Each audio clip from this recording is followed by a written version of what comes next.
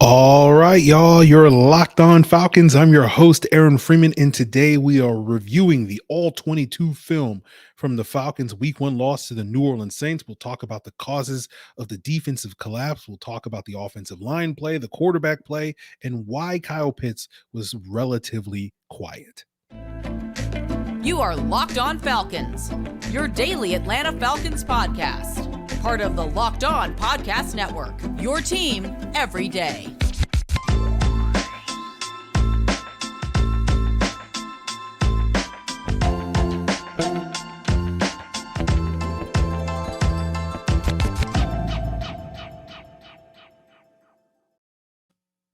So, guys, you know me. I'm Aaron Freeman, been covering the Falcons for many years, formerly at falcfans.com, RIP.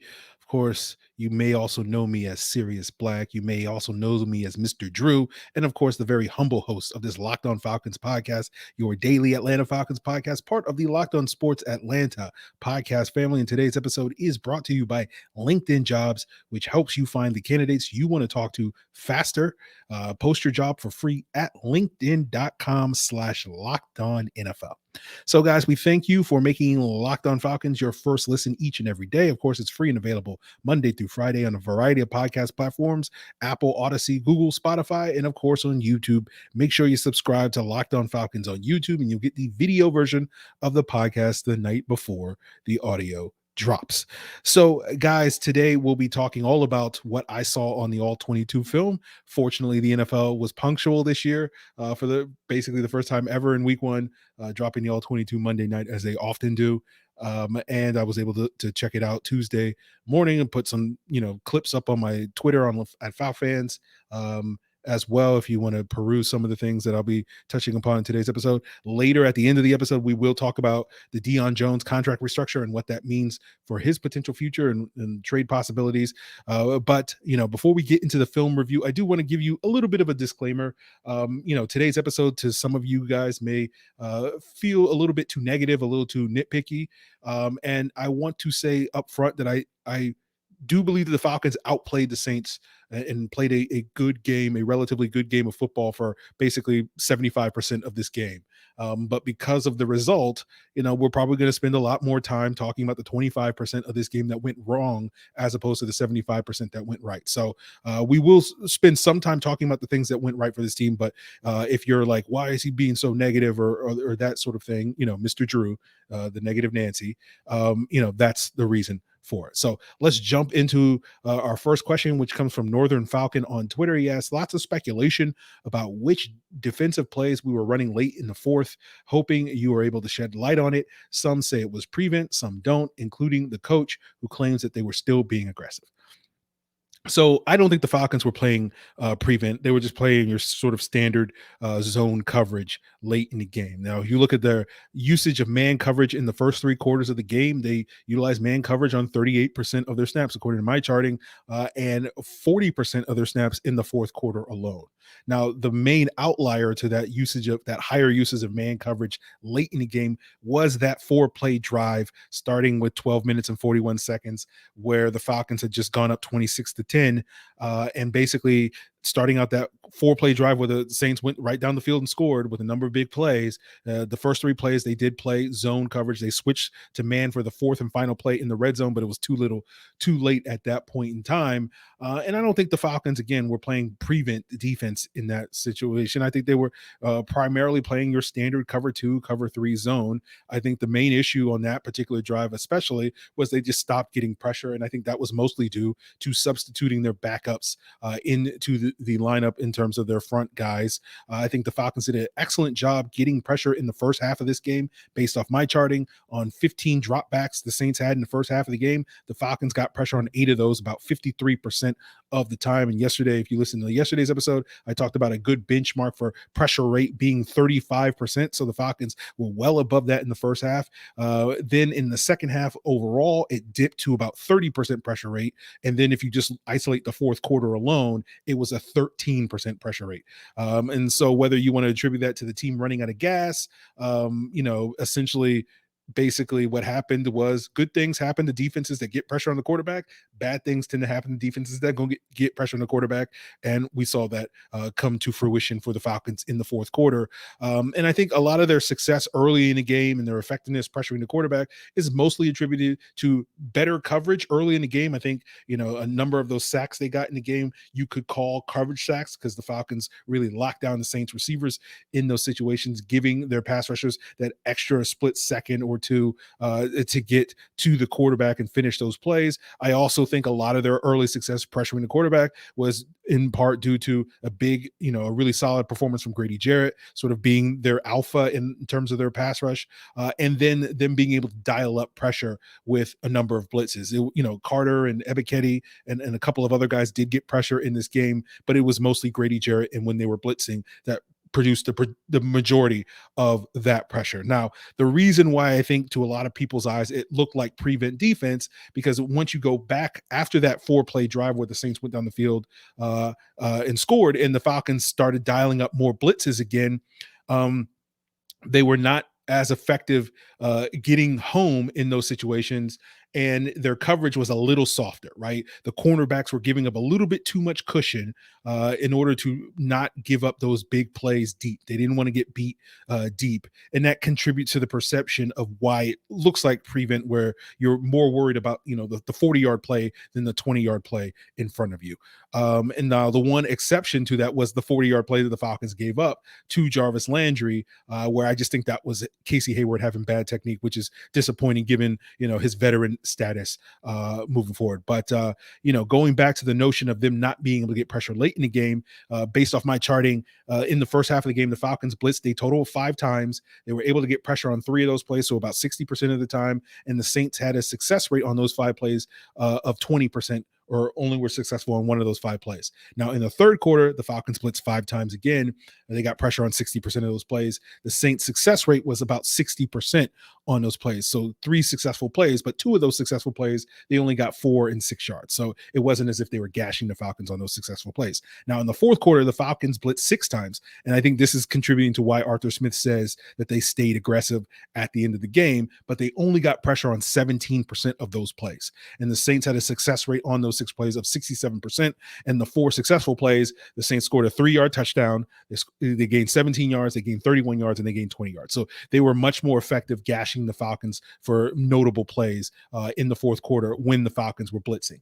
And so I think essentially what you saw was a tale of 2 defenses, right? In the first 3 quarters, you had this new look Falcons defense that certainly deserves a lot of credit for looking improved, showing progress from what we saw a year ago.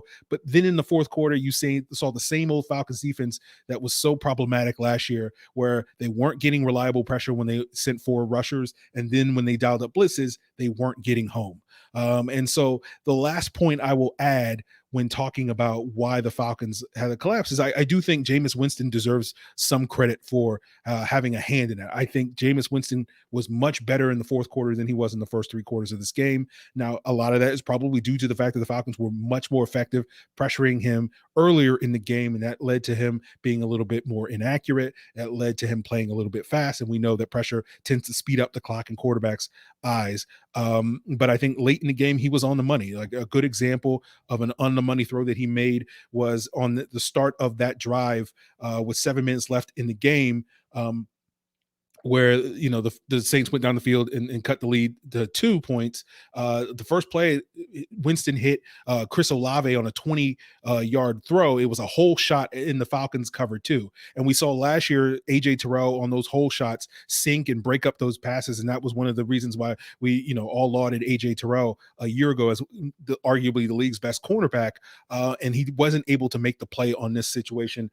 Slight hesitation, so a little bit of a downgrade in our elite corner not playing as elite as it was evidenced with a number of times he got beat by Michael Thomas in this game. And so I think Jameis deserves credit. He threw on time a dart of a dime of a laser type of throw on a situation that a year ago the Falcons and AJ Terrell would have broken up on that situation. So he deserves credit. So I don't think the Falcons collapse is due to one thing. I certainly think it's more than fair for people to sort of based off of their narratives, their preferences, whatever, to rank them in a certain and say this one was the most important factor. But I think the four main factors, regardless of how you rank them: a lack of pressure, softer coverage, right? Where the corner, and I don't think that was because they schemed playing too much prevent. I just think the corners, didn't do a great job.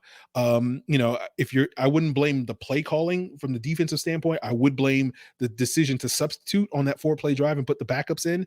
And I also think, better quarterback play. So the Saints deserve, they get paid millions of dollars to play football as well. So those to me are the main causes of the Falcons collapse. And hopefully, we won't see that again, but, knowing the Falcons, we'll sort of see. And we'll continue today's episode talking about the Falcons offensive line play and talking about whether or not the film backs up what we saw in the box score, which was a dominant performance from this offensive line. And we'll get into why I don't necessarily know if the film shows that same level of dominance as we continue today's episode, guys. But before we get there, I do want to plug the Locked On Sports Atlanta podcast feed, where you can find 3 shows with 4 hosts breaking down local sports and national sports. It's A to Z with Mark Zinno, who was a guest on the podcast earlier this week. ATL Day Ones with Jarvis Davis and Tanitra Batiste, and Jarvis will be a guest on the show later this week. And of course, Hitting Hard with John Chuckering. We'll have to get John on soon so we can complete the set, as well as Tanitra. But of course, you can find that on the same podcast platforms you listen or watch Locked On Falcons, including on YouTube. And the Locked On Sports Atlanta YouTube page is also the home of the Locked On Braves postcast, as well as the Locked On Falcons postcast, where Jarvis and I are giving you that live coverage each and every week after every Falcons game to break down the latest on the Falcons. So go check out Locked On Sports Atlanta wherever you get your podcasts. And guys, we know the Falcons are hoping that they have the right people to help them win this fall. And maybe you're looking for your small business to find the right people to help your business fire on all cylinders this fall as well. And LinkedIn Jobs is making it easier for you to find the right people that you want to talk to faster and for free. You can create a free job post in minutes on LinkedIn Jobs, which will reach the world's largest professional network of over 800 million people. LinkedIn Jobs is going to help spread the word that you're hiring. It's going to give you simple tools like screening questions so that you can focus on the candidates that have just the right skills and experience, and quickly prioritize who you want to hire, who you want to interview. It's why small businesses rank LinkedIn Jobs number 1 for delivering those quality hires versus leading competitors. All you have to do to help you find the candidates is go to linkedin.com/lockedonnfl. That's linkedin.com/lockedonnfl to post your job for free. Terms and conditions apply.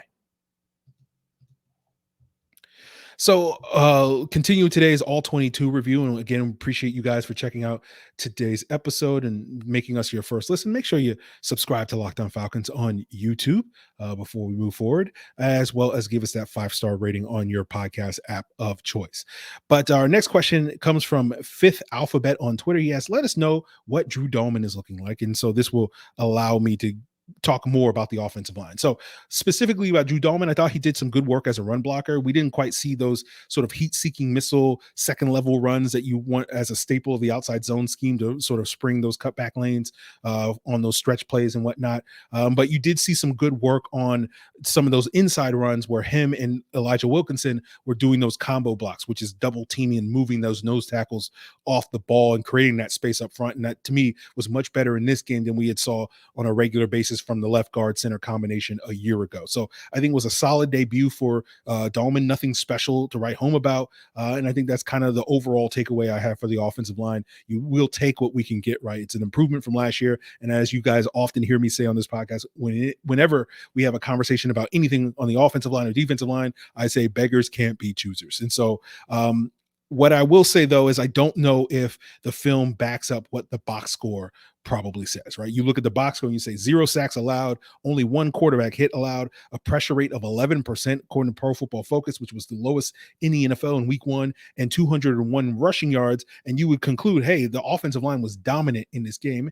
And again, I think they were certainly improved from what we saw on a regular basis last year. By God, certainly improved. But I don't know if the film really backs up that level of dominance. For example, I think the run blocking was solid, but a lot of their success on the ground was either Mariota scrambling or I think it was Patterson's hard running, right? And I mentioned this on Twitter. It was basically like if the offensive line blocked it for 2, Patterson would go out there and get you 5.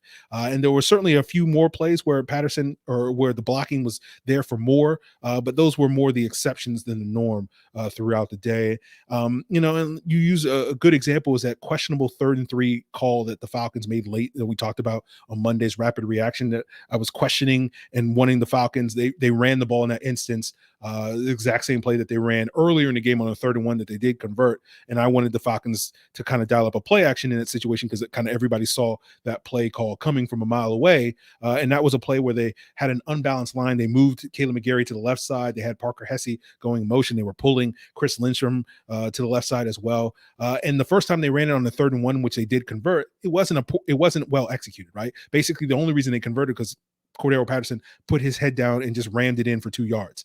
And so when you run it again, when you didn't execute it correctly, and now you have to get 3 yards and you barely got 2 yards, to me, that only makes that play call look even more questionable in hindsight based off of the film. So again, I'm not trying to be overly negative here because I do think the offensive line was considerably improved from what we saw last year, similar to what I talked about earlier with the defense. But when you look at the pass protection, right, the stat sheet says, and the Falcons were great, but I think a lot of their success in terms of mitigating, the negative plays in pass protection was due to their heavily reliance on the play action, right? And in those plays, you're getting misdirection, you're getting, tight ends involved to, chip and direct, and you're getting these 7 and 8 man max protections and only releasing like 2 receivers into the route. And notably, the Falcons ran a league high rate of play action in week 1, 49%. And for those that don't know, typically in an NFL game or NFL season, you're going to run between 25 and 33%. That's a high level of play action in the NFL. So 49% is considerably higher than that. And based off of my charting on those play action plays, the Falcons had a really good success rate of 72% on those plays, which is really high. Again, you're shooting for like a success rate of like over 50%. So 72% is very good. But when you look at the times where they were only running those more straight drop back passing plays where they had a 5-man protection, which my charting saw was about 35% of their overall snaps, their success rate dropped to about 46%, which is not a bad number. But then when you consider like almost half of their successes on those plays were mostly due to Mariota scrambling, it doesn't look as favorable in terms of their ability to have that drop back and efficient passing attack. And so my conclusion based off of week 1, my concern based off of what I saw in film in week 1 is that when this team can run the ball, when they're utilizing the play action, when they have a lead and whatnot, and thus can, remain committed to running the football, I think this offense is going to cook. It's going to be fine. It's going to be what we saw for most of the game.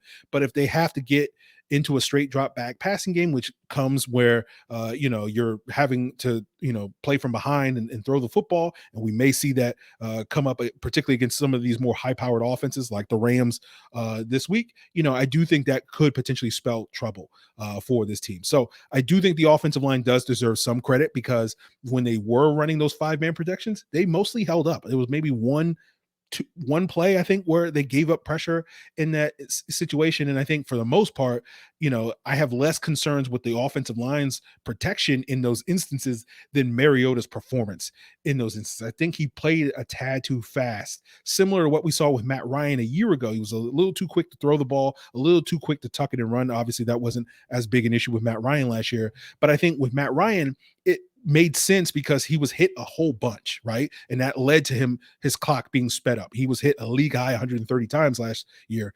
Marcus Mariota was only hit 1 time in this game. And so it didn't really make as much sense to me that he had that fast clock. And so I'm not trying to bash Mariota or anything like that. I do think a lot of his issues in this game, not necessarily being polished. We'll talk about some of those issues, some of the missed opportunities that he had, missed throws in this game, are somewhat excusable because it's the factors are it's a new team. It's a relatively new system. Again, he's not like he has years of experience in the system.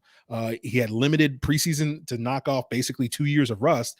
I don't expect Marcus Mariota to be this fully polished, fully formed entity in week 1. And so I think in a month or two with more reps and whatnot, we could see him be a lot more comfortable, and the timing and the rhythm and the precision of this passing attack should increase. Of course, the concern you have if you've been listening to this podcast for the last several months is in a month or two, are the Falcons going to be looking to make a change at quarterback? And we'll see how that plays out. And obviously, I think that's going to depend heavily on this team's ability to win football games. And what I will say from what I saw in week one, I am encouraged by what I saw in week one. However, I will say it doesn't necessarily change my overall outlook in terms of like wins and losses that I expect over the next month or two, as well as the rest of the season. So basically what I would say is like, I'm encouraged by the process that the Falcons are undergoing right now, particularly on offense as well as defense, but I'm not necessarily encouraged enough to feel like the results are going to dramatically be different than where I thought they were a week or two ago. But we'll see if we're singing a different tune when we watch the film of the week 2 game and whatnot. And so that's obviously something that is subject to change. We'll talk a little bit more about what my thoughts were on Marcus Mariota in terms of some of the mistakes that he made in this game, because that will allow us to talk a little bit about why Kyle Pitts did not have as big an impact in this game, and whether that's more a factor of the quarterback or the play caller, as I think some people concluded after the game. And we'll get into that as we continue today's episode, guys. But before we get there, I want to tell you about your number one source for all your pro and college football betting needs this season. And that is, of course, betonline.net. Find all the latest football developments, game matchups, news, podcasts, including this week's upcoming games. And the Falcons are 10.5-point underdogs against the Rams this week. Maybe we're in week 1 overreaction time. And that line moved from 10 points to 10.5 today, and maybe it's going to continue to move throughout the week. If you're curious about the upcoming Thursday night game between the Chargers and Chiefs, the Chiefs are 4.5-point favorites at home in that game. So if you want to take advantage of these offers or other ones, you go to BetOnline, your continued source for all your sports wagering information, whether it's NFL, MLB, MMA, boxing, golf, so much more. Head to the website today at betonline.net. BetOnline, where the game starts. So our final question comes from Lax Ned on Twitter. He asked, when you do the All-22 breakdown, can you look at Pitts' targets and routes and how often they used him as a blocker/decoy? That's my question. So you can just simply look at the Pro Football Focus snap counts, and they had Pitts with, blocking on 35 of his 63 snaps, about 56%. There were 28 times where he was run blocking, 7 times where he was pass blocking. And you compare that 56% to what he was throughout the 2021 season, where he was only blocking on 31% of his snaps. And there was only one game last year where he was blocking on more than 40%. That was the Buffalo game. Most of his games last year was between 25 and 38%. And, that's a big increase. But, I think a lot of that is due to the fact that the Falcons were finding success running running the football, and their heavy uses of play action. And so, Pitts was part of that strategy as well. So I wouldn't look at it too negatively. I'm not one to pull my punches when it comes to taking shots at Arthur Smith, but I think in this instance, I won't, blame it on the play calling as much. When you look at 2021, Pitts ran a total of 508 routes and was targeted 107 times, which is 21% target rate. If you look at his target rate in week 1 against the Saints, he ran 28 routes, was targeted 7 times. That's a 25% target rate. And that's right in line with the top 5 tight ends from a year ago. Mark Andrews, George Kittle, Travis Kelce, Darren Waller, or Gronkowski all had target rates between 21 and 24% last year. So Pitts was in that line in 2021, and at least in week 1 was comparatively so. So I think really when we're talking about the usage of Pitts, or we're having concerns about that, I think it's less of a Arthur Smith issue and more of a Mariota issue, right?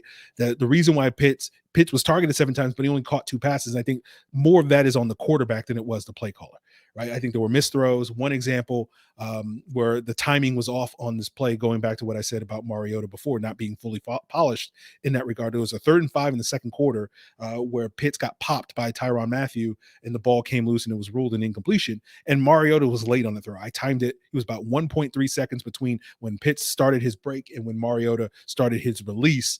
And those split seconds make a difference. That one, throwing that ball faster gives Pitts more time to, secure the football before absorbing that contact from the Honey Badger. And what's notable is the Saints ran this exact same play on their opening drive in the third quarter on a 2nd and 1, where Winston threw with timing and precision to Jarvis Landry, and even AJ Terrell popped him on that play, but Landry was able to secure the ball, absorb Terrell's hit, and convert, and Pitts wasn't able to do that due to Mariota's late throw. So I think most of the complaints or concerns that you have with Pitts usage, wouldn't exist if Mariota had been able to hook up with Pitts in the red zone, particularly at the start of the fourth quarter. They had 2 opportunities on a second and third down before ultimately settling on that field goal that pushed their lead up to 26-10.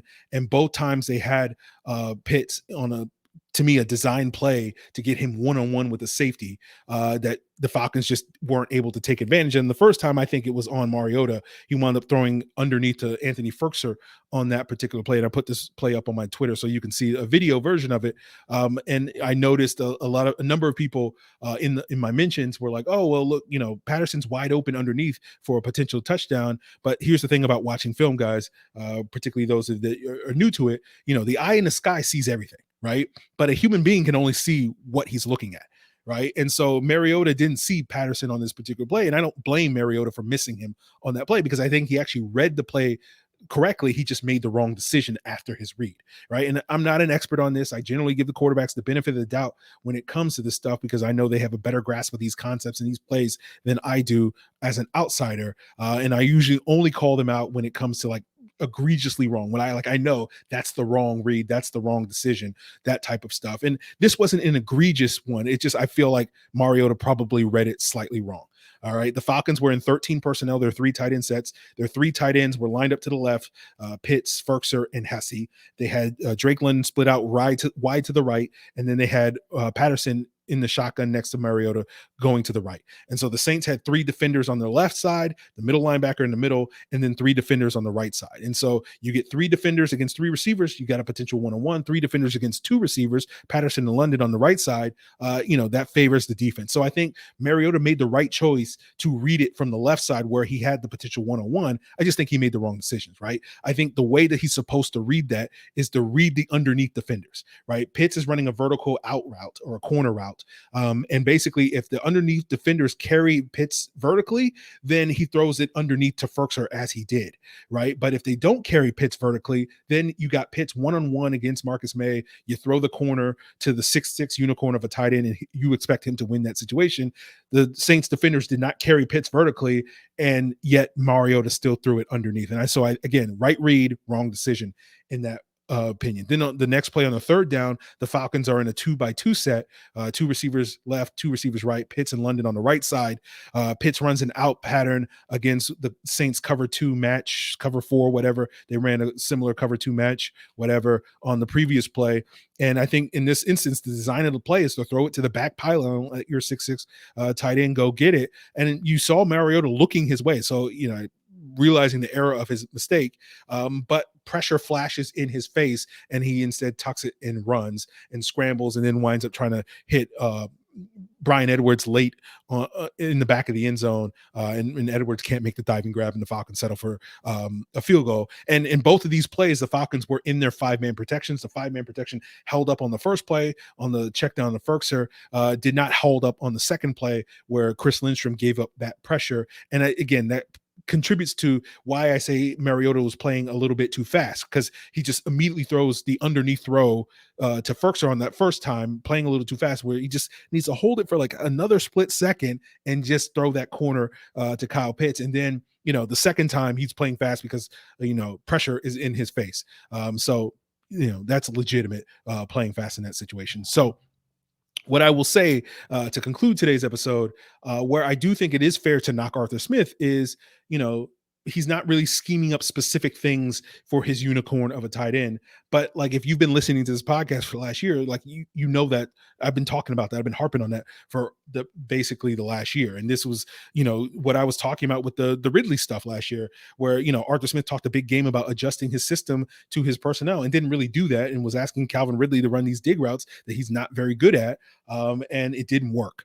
And now you have Drake London running those same dig routes, and you saw in week 1, it did work. And that's been the narrative all offseason, where like now that Arthur Smith has his guys that fit his system, things should start to work. And I think you did see that right in week 1, right? The play action, the dig routes, all those various things, the running game, all that stuff working. And again, I think there are pros and cons to that, right? Like if he has the talent, right, then his scheme will work. But if, over the course of a season, the con is, if there's attrition due to injuries, if there's roster turnover, other things, you don't really expect Arthur Smith to really make the adjustments to fit his personnel, which goes back to the thing I said all last year, where it's like, oh, you have bad wide receivers, then run your offense to the running backs and tight ends. And Arthur Smith didn't. You did that somewhat, obviously, because Pitts and Patterson were integral to the offense, but you didn't see that with Hayden Hurst as an example of that. So, we'll see what happens over the course of this season. Obviously, based off an 18-game sample, it hasn't been the answer I wanted, but we'll just sort of see how that changes. Now, we'll wrap up today's episode by getting into the broad strokes of the Dion Jones restructure. Basically, the Falcons restructured his deal, saving them about $6.8 million against the salary cap this year. From what I understand, they lowered his base salary from $9.6 to $1.1 million and taking the $8.5 million difference, treated it as a signing bonus. And instead of spreading it over the final 2 years of his contract, they added 3 voidable years onto his contract so they can spread that 8.5 over 5 years.